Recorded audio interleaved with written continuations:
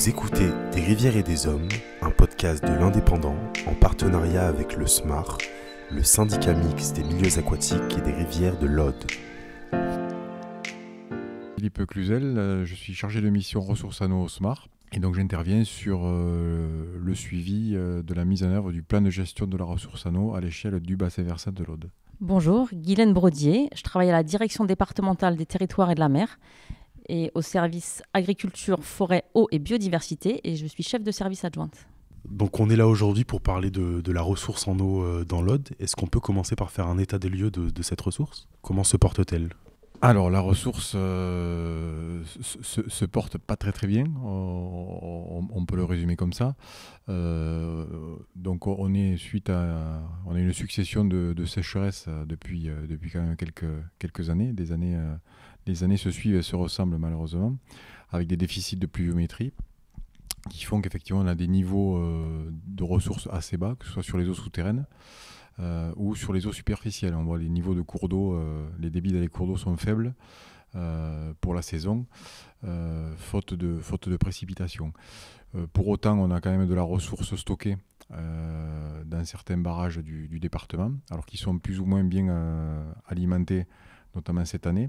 Secteur Montagne Noire, on est plutôt bien pourvu cette année avec des stocks qui se sont reconstitués.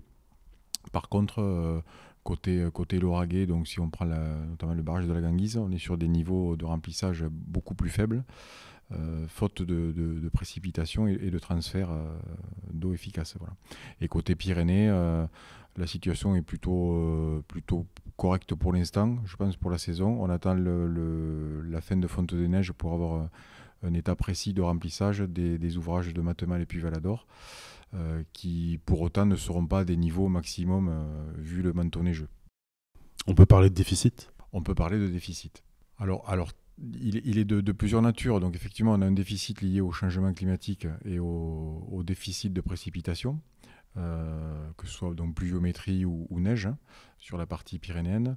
Et puis on a un déficit également qui est lié aux usages, notamment en période estivale, où on a beaucoup d'usages sur la ressource en eau, beaucoup de prélèvements, qu'il s'agisse de l'agriculture pour le plus important, de la navigation avec le canal du Midi, l'eau potable également. Tous ces prélèvements impactent la ressource en eau. Et très clairement, on peut dire aujourd'hui qu'on prélève trop par rapport aux disponibilités de la ressource en eau, qui fait qu'on est sur des situations d'étiage très marquées. Donc c'est tout un modèle à repenser ? En partie, je pense qu'effectivement il faut jouer sur plusieurs leviers, hein. Donc tout un volet, rechercher plus de sobriété dans les usages et d'économie sur la ressource en eau. Certainement, ça doit passer par une réflexion sur les filières, les modèles économiques, hein, je dirais. Repenser un petit peu tout ça au regard de la ressource disponible, ce qui est quand même très difficile à faire. Hein. Autant c'est facile à dire, à mettre en œuvre, c'est quand même très compliqué. Et puis derrière, il y a une réflexion à mener sur les stockages, alors que ce soit les stockages existants, de manière à les optimiser, puisqu'on a potentiellement sur certains secteurs des reliquats de volume qu'on pourrait mobiliser certaines années. Et puis engager et poursuivre des réflexions sur des stockages nouveaux, sur des secteurs effectivement qui en sont dépourvus aujourd'hui et sur lesquels il y aurait un intérêt effectivement à développer ce type de solution. Des stockages nouveaux, ça veut dire créer de nouveaux barrages ? Alors ça peut être des stockages nouveaux, oui, ça peut être des nouvelles retenues sur des secteurs non pourvus aujourd'hui. Donc ça nécessite quand même pas mal de réflexion, d'études, etc. en amont pour pouvoir les mettre en œuvre.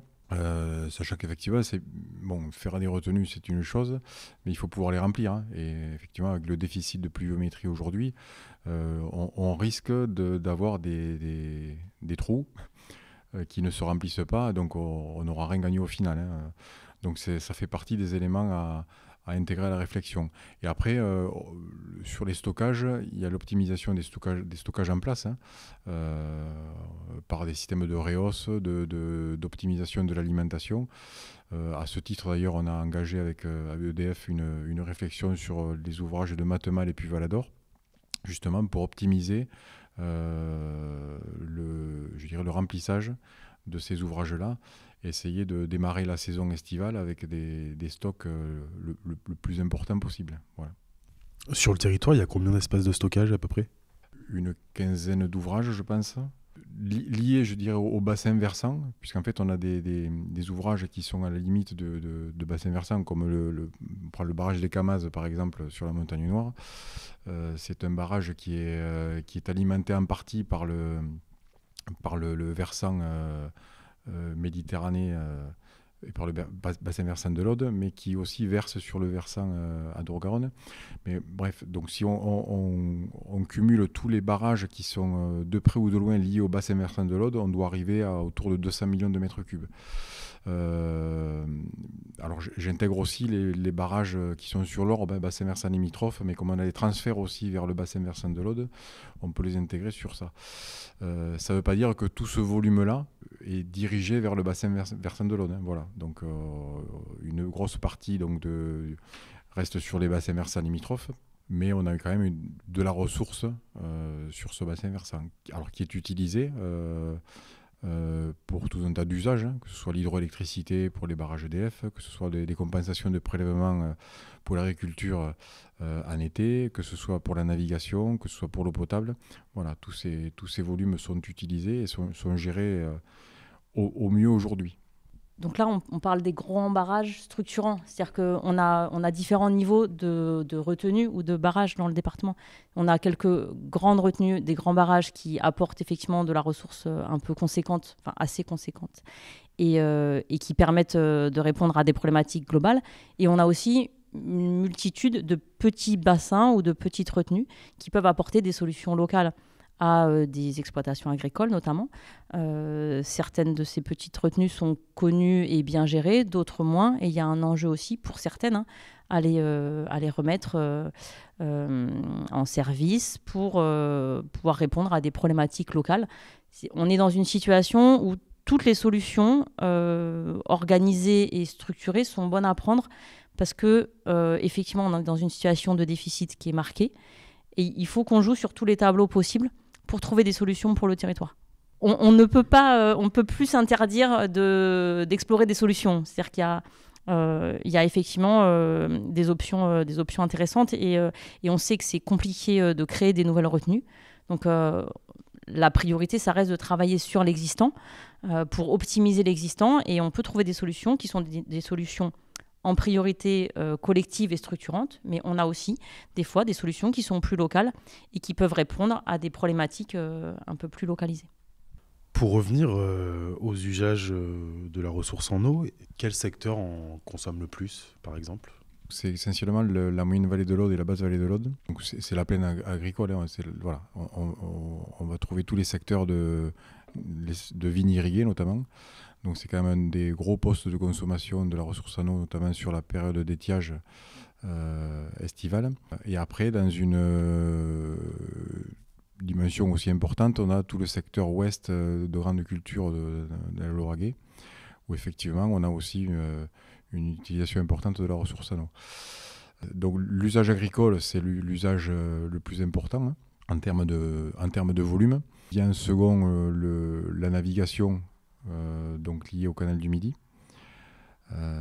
Et puis le usage qui reste prioritaire, mais qui en termes de volume est moindre, c'est l'eau potable.